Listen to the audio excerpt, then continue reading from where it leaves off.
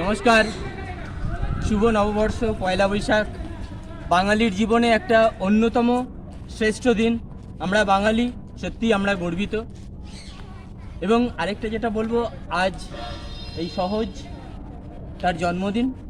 আমি ওকে কথা দিয়েছিলাম যে ওকে জন্মদিনে একটা গিফট করব, এবং ও প্রতিদিন মাঠে আসে।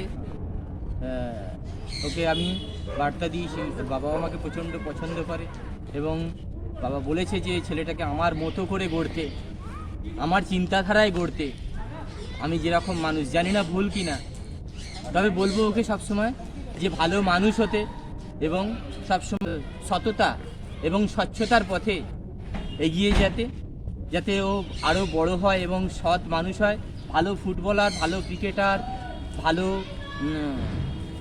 চিত্রশিল্পী, ভালো গায়ক। সবার আগে ওর পরিচয় হবে ভালো মানুষ।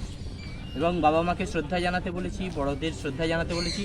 আজকে ওর জন্মদিনে দুটো জিনিস গিফট করছি। এক হচ্ছে এই ম্যাগাজিনটা, বইটা, আর দ্বিতীয় হচ্ছে এই ফুটবলটা ওর জন্য।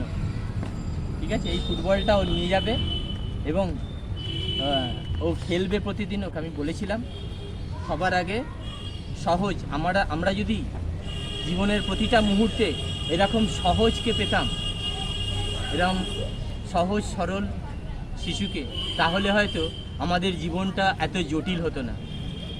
সুতরাং আবার জানাই শুভ নববর্ষ। ভালো থাকবেন, সুস্থ থাকবেন।